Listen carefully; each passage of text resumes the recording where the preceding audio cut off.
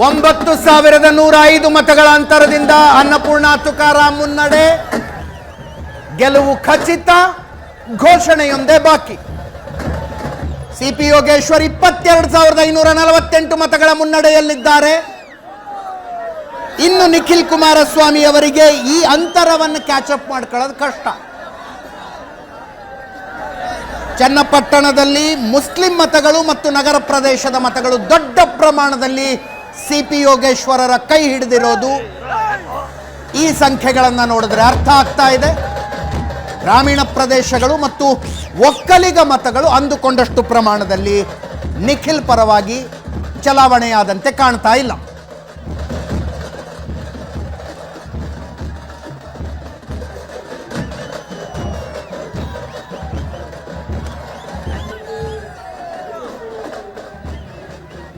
S,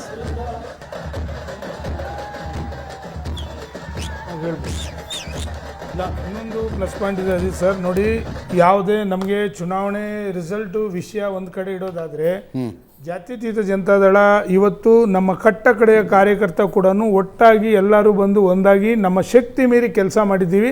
ಪಕ್ಷದಲ್ಲಿ ಎಲ್ಲೋ ಒಂದು ರೀತಿ ನಮಗೆ ಯಾವುದೇ ರೀತಿ ಕಾಂಟ್ರವರ್ಸಿ ಇದೆ, ಪ್ರತಿಯೊಬ್ಬ ಕಾರ್ಯಕರ್ತ ಕೂಡ ಚುನಾವಣೆ ಕೆಲಸ ಮಾಡಿದ್ದಾರೆ. ಆ ತೀರ್ಮಾನ ಜನಗಳು ಬಿಟ್ಟಿರ್ತಕ್ಕಂಥ ಮತಗಳ ಅಂತರದಿಂದ ಕುಮಾರಸ್ವಾಮಿ ಅವರು ಸಿಪಿ ಯೋಗೇಶ್ವರನ ಸೋಲಿಸಿದ್ರು, ಅಷ್ಟೇ, ಹೆಚ್ಚು ಕಡಿಮೆ ಅಷ್ಟೇ ಮತಗಳ ಅಂತರದಿಂದ. ಅದಕ್ಕಿಂತ ಜಾಸ್ತಿ ಆಯ್ತು, 16,000 ಕರೆಕ್ಟ್ 16,000, ಎಸ್, 22,000 ಲೀಡ್ ಇದೆ. ಆದರೆ ಕಟ್ಟ ಕಡೆಯ ಕಾರ್ಯಕರ್ತ ಕೂಡ ಮನಸ್ಪೂರ್ವಕವಾಗಿ ಈ ಚುನಾವಣೆಯಲ್ಲಿ ಎಲ್ಲರೂ ಕೂಡ ಕೆಲಸ ಮಾಡಿದ್ದೀವಿ. ತೀರ್ಮಾನ ಬಿಟ್ಟಿರ್ತಕ್ಕಂಥ ಜನಗಳ ದೇವೇಗೌಡರನ್ನ 6 ದಿನ ಕರ್ಕೊಂಡು ಬಂದಿದ್ರು. ಹೌದು, 22 ಸಭೆಗಳನ್ನು ನಡೆಸಿದ್ರು. ಖಂಡಿತ ಸರ್. ಇನ್ನೊಂದು ಕಡೆ D K Shivakumar, D K Suresh, Yogeshwar ಪ್ರಚಾರವನ್ನು ನಡೆಸಿದರು. ಹೌದು, ಒಂದು ವೇಳೆ ಅಂದರೆ ಸಿ ಪಿ ಯೋಗೀಶ್ವರ್ ಇದೇ ದೊಡ್ಡ ಪ್ರಮಾಣದ ಅಂತರದಲ್ಲಿ ಗೆದ್ದರೆ ಅದು ದೇವೇಗೌಡರ ಪರ್ಸನಲ್ ಲಾಸ್ ಆಗಲ್ವಾ? ಪರ್ಸನಲ್ ಒಕ್ಕಲಿಗರ ಮತಗಳ ಮೇಲೆ ದೇವೇಗೌಡರಿಗೆ ಹಿಡಿತ, ಬರೀ ದೇವೇಗೌಡರ ಹಿಡಿತ ಅಲ್ಲ, ಅಥವಾ ಆ ಹಿಡಿತ ಸಡಿಲಗೊಂಡಿದೆ, ಆ ಹಿಡಿತ ಈಗ ಡಿ ಕೆ ಶಿವಕುಮಾರ್ಗೆ ಬಂದಿದೆ ಅಂತಕ್ಕಂಥ ಮೆಸೇಜ್ ಕೂಡ ಹೋಗುತ್ತೆ. ಇಲ್ಲ, ನಾನೊಂದು ಮಾತು ಆಗಲೇ ತಮಗೆ ಸ್ಪಷ್ಟ ಮಾಡಿದ್ದೆ. ಯಾವುದೇ ಕಾರಣಕ್ಕೂ ಆಡಳಿತ ಸರ್ಕಾರಗಳಿಗೆ ನಾವೇನು ಬೆಂಬಲ ಪಡಿಸೋದಾದರೆ ಸ್ಥಳೀಯವಾದಂಥ ಸಮಸ್ಯೆಗಳು, ಕೆಲಸ ಕಾರ್ಯಗಳು ಮಾಡ್ಕೋಬೋದು ಅಂತಕ್ಕಂಥ ಜನ ಯಾಕೆ ತೀರ್ಮಾನ ಮಾಡಿರಬಾರ್ದು? ಹಾಗಾದರೆ ಇವು ಕೂಡ ಇತ್ತೀಚಿನ ದಿನಗಳಲ್ಲಿ ಕೆಲವು ಜನ ತೀರ್ಮಾನ ಮಾಡ್ತಾರೆ. ಯಾಕೆ ಅಂತಂದರೆ ಅವರ ಕ್ಷೇತ್ರ ಅಭಿವೃದ್ಧಿಗೋಸ್ಕರ. ಈಗ ಯೋಗೀಶ್ವರ್ 2-3 ಸತಿ ಹೇಳಿದರೆ ನಾನು ಪಕ್ಷಾಂತರ ಮಾಡಿರೋಂಥ ಸಂದರ್ಭದಲ್ಲಿ ಕ್ಷೇತ್ರ ಅಭಿವೃದ್ಧಿಗೆ ಅಂತಕ್ಕಂಥದ್ದು. ಇವಾಗ ಒಂದು ಮಾತನ್ನು ಹೇಳ್ತಿದ್ದೀನಿ, ಯಾವ ಒಂದು ತಾವು ಇದನ್ನು ಮಂಡ್ಯ ತಗೊಳ್ಳಿ, ಅವತ್ತು ಕೂಡ ಅವತ್ತೇನು ಸೋಲಿರಲಿಲ್ಲ, ಅವತ್ತು ಕೂಡ ಇದೇ ಒಳಸಂಚಲ್ಲೇ ಸೋತಿದ್ದು. ಇವತ್ತು ಕೂಡ ನಾವು ಮನಸ್ಪೂರ್ವಕವಾಗಿ ಈ ಚುನಾವಣೆಯಲ್ಲಿ ಕೆಲಸ ಒಳಸಂಚು, ಇನ್ನೊಬ್ಬರ ಖಂಡಿತ ಸತ್ಯಾಂಶಗಳು ಹೇಳಬೇಕಲ್ಲ, ಕೆಲವು ಸತ್ಯಾಂಶಗಳು ಮಾತಾಡ್ತಾ ಇದ್ದೀನಿ. ಯಾಕೆ ಅಂತಂದರೆ ಇಲ್ಲಿ ಜನಗಳ ತೀರ್ಮಾನ ಏನಾದರೂ ಆ ರೀತಿ ಆಗಿದ್ದರೂ ಕೂಡ, ಮತ್ತೊಂದು ಏನು ಅಂತಂದರೆ, ಯಾವೊಂದು ಹಿಂದುಳಿದ ವರ್ಗ ಮತಗಳು 40,000 ಇದೆ, ಅಲ್ಲಿ ಮುಸ್ಲಿಮ್ಸ್ ಮತಗಳು ಕೂಡ 30,000 ಇದೆ. 70,000ದಲ್ಲಿ ಏರ್ಪೇರ್ ಆಗಿರ್ತಕ್ಕಂಥದ್ದು ಕಣ್ಮುಂದೆ ಕಾಣ್ತಾ ಇದೆ. ಏನೊಂದು ಲೀಡ್ ಸಿಕ್ಕಿತ್ತು ಲೋಕಸಭಾ ಚುನಾವಣೆ, ಬಿಜೆಪಿ ಜೆಡಿಎಸ್ ಮೈತ್ರಿ, ಅಥವಾ ಒಂದು ರೀತಿಯ ಮೊಮೆಂಟಮ್ ಸಿಕ್ಕಿತ್ತು, ಅದು ಕಳ್ಕೊಂಡ್ರೆ ನೀವೀಗ ಇಲ್ಲ. ಒಂದು ಏನಾಗುತ್ತೆ ಅಂತಂದ್ರೆ, ನೋಡಿ, ಕೇಂದ್ರ ಚುನಾವಣೆಗಳೇ ಬೇರೆ ರೀತಿ ತೀರ್ಮಾನ ಮಾಡ್ತಾರೆ ಸರ್. ಸರ್ಕಾರಗಳು ಬಂದಂತ ಸಂದರ್ಭದಲ್ಲಿ ಸ್ಥಳೀಯವಾದ ಚುನಾವಣೆಗಳ ಬಗ್ಗೆ ಕೂಡ ಈಗ ಮಹಾರಾಷ್ಟ್ರದ ಚುನಾವಣೆ ಮೋದಿ ಅವರಿಗೆ ಗೆಲುವು ಹೌದು ಅಲ್ವೋ? ಖಂಡಿತ ಸರ್, ಖಂಡಿತ. ಅದು ಹಾಗಿದ್ದಲ್ಲಿ ಈ ಚುನಾವಣೆಗಳು ಕುಮಾರಸ್ವಾಮಿ, ದೇವೇಗೌಡರು, ವಿಜಯೇಂದ್ರ ಬಿಜೆಪಿಗೆ ಸೋಲಲ್ವಾ? ಒಂದ್ ವೇಳೆ ಇದೆ 3-3 ಕಾಂಗ್ರೆಸ್. ಹಾಗಾದ್ರೆ MP ಚುನಾವಣೆಯಲ್ಲಿ ಕುಮಾರಸ್ವಾಮಿ ಅವ್ರಿಗೆ ಗೆದ್ರಲ್ಲ, ಅದು ನಮ್ಮ ಪಕ್ಷಕ್ಕೆ ನಮ್ಗದು ಕಾಂಗ್ರೆಸ್ ಚುನಾವಣೆಗಳು ಒಂದ್ ಸೈಡ್ ಆಗ್ತದೆ ಅಂತಕ್ಕಂಥದ್ದು ಸಾಧ್ಯನೇ ಇಲ್ವಲ್ಲ. ಕುಮಾರಸ್ವಾಮಿ ಅವರು ವರ್ಸಸ್ ಯೋಗೀಶ್ವರ್ ಅವರ ಇದು ಎಲೆಕ್ಷನ್. ಇದು ವೈಯಕ್ತಿಕವಾಗಿ ಅವರು ಅಲ್ಲಿ ಲೋಕಲ್ ಅಲ್ಲಿ ಇಲ್ಲ, ವೈಯಕ್ತಿಕವಾಗಿ ಆದ್ರೆ ಇಲ್ಲಿ ಬಿಜೆಪಿ ಅವರು ಕೂಡ ಹಾಳಾದ್ಮೇಲೆ ಏನಾಯ್ತು ಅಂದ್ರೆ, ನಿನ್ನೆ ನಿಮ್ ವಕ್ತಾರರು ನಮ್ದೇ 25,000 ಮತ ಅಂತ ಹೇಳ್ತಿದ್ರು ನಿನ್ನೆ. ಅಲ್ಲ, ಇಲ್ಲಿ ನಮ್ದು ಬಿಜೆಪಿ ಹಾಳಾಗುತ್ತೆ. ಆದ್ರೆ ನಾನು ಕೂಡ ಹೋಗಿದ್ವಿ, ಇಲ್ಲಿ ಮೈನಾರಿಟಿ ಮತ್ತೆ ಬೇರೆ ಬೇರೆಗಳು ಇವತ್ತು ಬಿಜೆಪಿ ವಿರುದ್ಧವಾಗಿ, JDS ವಿರುದ್ಧವಾಗಿ ಎಲ್ಲರೂ ಒಂದಾಗಿದ್ದಾರೆ. ಅದರಲ್ಲಿ ಏನಾಗುತ್ತೆ ಸರ್, ಒಂದು ಯೋಚನೆ ಮಾಡಬೇಕು, ಕಾರ್ಯಕರ್ತರಿಗೆ ನೀವು ಟಿಕೆಟ್ ಕೊಡೋದ್ರ ಬಗ್ಗೆ ಯೋಚನೆ ಮಾಡಬೇಕು. ಇಡೀ ಮಹಾರಾಷ್ಟ್ರಗಳಾಗಲಿ ಅಲ್ಲ, ಅದನ್ನೇ ಇರ್ಬೋದು, ಅದೂ ಅಷ್ಟೇ.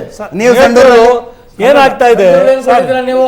ಸರ್ ಒಂದು ನಿಮಿಷ, ಸಂಡೇ ಇದೇ ಚನ್ನಪಟ್ಟಣದಲ್ಲಿ ಸರ್ ದಯಮಾಡಿ ಇದೇ ಚನ್ನಪಟ್ಟಣದಲ್ಲಿ ಸಿಮ್ನಿಮ್ ನಾಗರಾಜ್ ಅವರು ಕೊಟ್ಟಿದ್ವಿ, ಅತಿ ಸಾಮಾನ್ಯ ಕಾರ್ಯಕರ್ತ. ಅದ್ರ ಬಗ್ಗೆ ನೀವ್ಯಾಕೆ ಮಾತಾಡಲಿಲ್ಲ? ನಿಮ್ಮ ಮುಂದೆ ನಾನೇ ಕೂತಿದ್ದೀನಿ, ಅತಿ ಸಾಮಾನ್ಯ ಕಾರ್ಯಕರ್ತ ಗೋವಿಂದರಾಜ್ 2 ಬಾರಿ ನನಗೆ ಘಟಾನುಘಟಿಗಳ ವಿರುದ್ಧವಾಗಿ ಕೊಟ್ಟಿದ್ರು. ಇದ್ರ ಬಗ್ಗೆ ನೀವ್ಯಾಕೆ ಮಾತಾಡ್ತಾ ಇಲ್ಲ? ಹಾಗಾದ್ರೆ ಎಲ್ಲಾ ಪಕ್ಷದಲ್ಲಿ ಇರ್ತಕ್ಕಂಥದ್ದೇ ನೋಡಿ, ಗೆಲುವು ಮಾನದಂಡ ಆಗ್ತದೆ. ನಾವು ನಮ್ಮದೇ ಆದಂಥ ಕೆಲವು ಸ್ಟ್ರಾಟಜಿಗಳು ಮಾಡಿರ್ತೀವಿ, ಯಾಕೆಂದ್ರೆ ನಮಗೂ ಕೂಡ ಗೆಲುವು ಅಷ್ಟೇ ಮುಖ್ಯ ಆಗ್ತದೆ. ಅಂಥ ಸಂದರ್ಭದಲ್ಲಿ ಒಂದು ತೀರ್ಮಾನಗಳು ತಗೊತಾರೆ ಹೊತ್ತಾಗಲಿ ಎಲ್ಲ ಪಕ್ಷದಲ್ಲೂ ಕೂಡ ಕಟಕಡೆ ಕಾರ್ಯಕರ್ತರು ಕೊಟ್ಟಿದ್ದಾರೆ.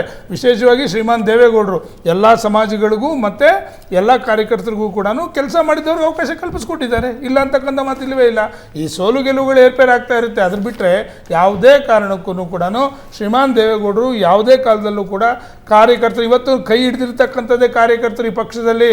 ಅದಕ್ಕೆ ನಾನು ಆಗಲೇ ಒಂದು ಮಾತನ್ನು ಹೇಳಿದೆ, ನಮ್ಮ ಕಟ್ಟ ಕಡೆಯ ಕಾರ್ಯಕರ್ತ ಕೂಡ ಸೋಲು ಗೆಲುವು ವಿಚಾರಕ್ಕಿಂತನೂ ಎಲ್ಲ ಒಂದಾಗಿ ಒಗ್ಗಟ್ಟಾಗಿ ಚನ್ನಪಟ್ಟಣದಲ್ಲಿ ಕೆಲಸ ಮಾಡಿದ್ದೀವಿ ಅಂತಕ್ಕಂಥ ತೃಪ್ತಿ ನಮಗಿದೆ. ನಮ್ಮ ನಾಯಕರು ಕೂಡ ಕಣ್ಣು ಮುಂದೆ ಗೊತ್ತಿದೆ, ಎಲ್ಲ ನಮ್ಮ ಕಾರ್ಯಕರ್ತರು ಕೆಲಸ ಮಾಡಿದ್ರು ಅಂತೇಳಿ. ಜನಗಳ ತೀರ್ಮಾನದ ಬಗ್ಗೆ ನಾನೇನು ಮಾತಾಡೋಕ್ಕೆ ಹೋಗಲ್ಲ ಅಂತಕ್ಕಂಥದ್ದು ಸ್ಪಷ್ಟ.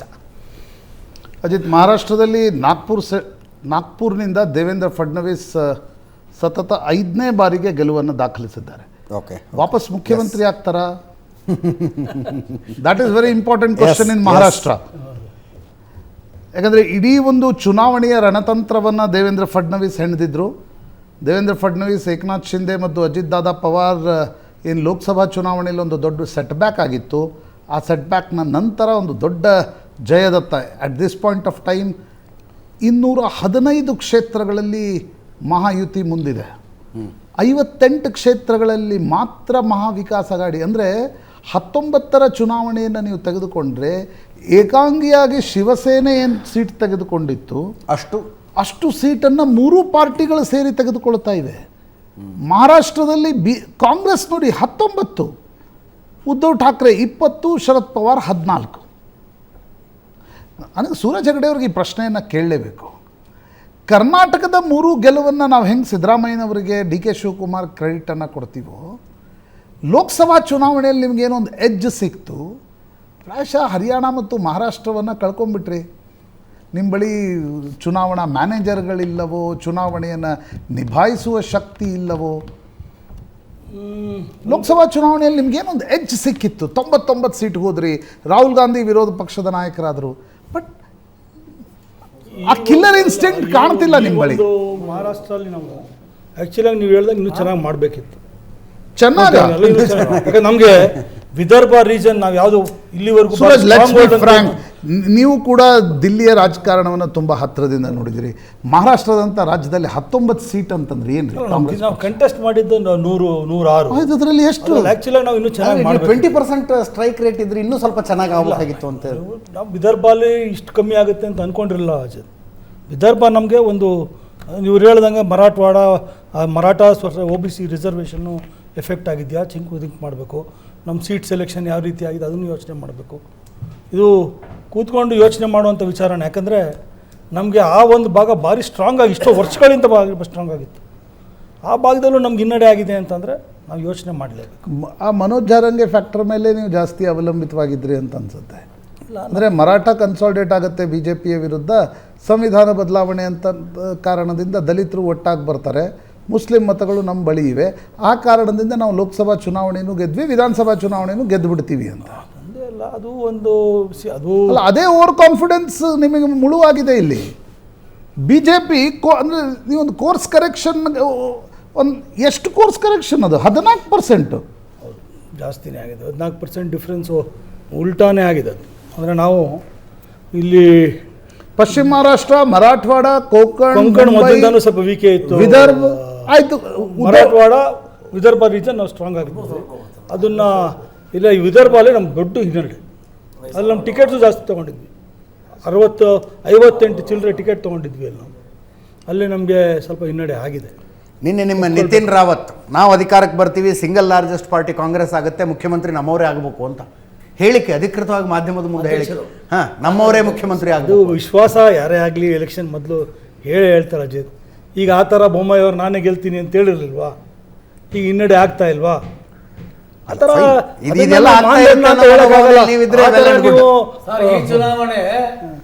ಈ ಚುನಾವಣೆ ಏನಿದೆ, ಇದು ರಾಜ್ಯ ಸರ್ಕಾರ ಕಾಂಗ್ರೆಸ್ಸಲ್ಲಿದೆ. ಈ ಕಾಂಗ್ರೆಸ್ ಪ್ರಕಾರ ಇದು ಎಲ್ಲಿ ಆಡಳಿತ ಪಕ್ಷ ಇರುತ್ತೆ ಅಲ್ಲಿ ಬೈ ಎಲೆಕ್ಷನ್ ಸರ್ವೇ ಸಾಮಾನ್ಯ. ಬೊಮ್ಮಾಯಿ ಅವರಿದ್ದಾಗ ಹಾನಗಲ್ ಬೈ ಎಲೆಕ್ಷನ್ ನೀವು ಸೋತಿದ್ರಿ ಸರ್, ಕಾಂಗ್ರೆಸ್ ಗೆದ್ದಿದ್ರು. ಆದ್ರೆ ಇಲ್ಲಿ ಆ ಲೆಕ್ಕಾಚಾರದ ಪ್ರಕಾರ ನೀವು ಇವಾಗ ಗೆಲ್ಲಬೇಕಾಗಿತ್ತು, ಇಲ್ಲಿ ಸರ್ಕಾರ ನಿಮ್ದಿತ್ತು. ಸರ್, ಇವಾಗ ಈ ಎಲ್ಲಗಳು ನೋಡ್ಕೊಂಡಾಗ ಎಲ್ಲೋ ಒಂದು ಕಡೆ ಏನಾಗಿದೆ ಅಂತಂದರೆ ಮೈನಾರಿಟೀಸ್ ಎಲ್ಲ ಒಂದಾಗಿ ಮತ್ತು ಎಲ್ಲ ಯಾವ್ಯಾವುದು ಬಿ ಜೆ ಪಿ ಎಗನೆಸ್ಟ್ ಇತ್ತು ಎಲ್ಲ ಕೂಡ ಒಂದು ಜಾತಿ ಮತ ಇದ್ರ ಮೇಲೆ ಗೆದ್ದಿರೋವಂಥದ್ದು, ಗ್ಯಾರಂಟಿ ಮೇಲೆ ಗೆಲ್ಲುವಂಥದ್ದು.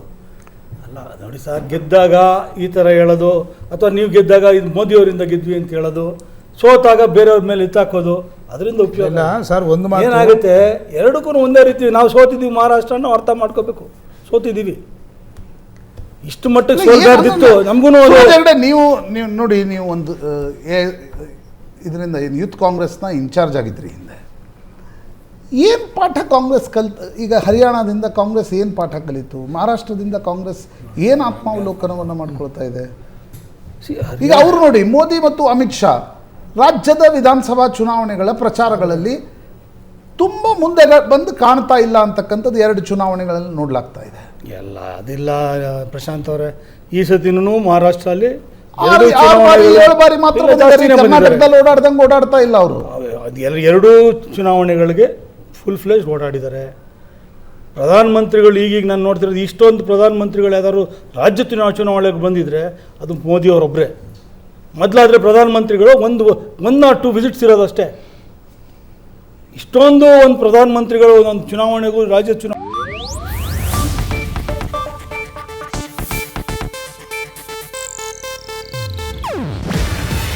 ಇದು ಏಷ್ಯಾನೆಟ್ ನ್ಯೂಸ್ ನೆಟ್ವರ್ಕ್ ಪ್ರಸ್ತುತಿ. ನೀವು ನೋಡ್ತಿದ್ದೀರಾ ಏಷ್ಯಾನೆಟ್ ಸುವರ್ಣ ನ್ಯೂಸ್.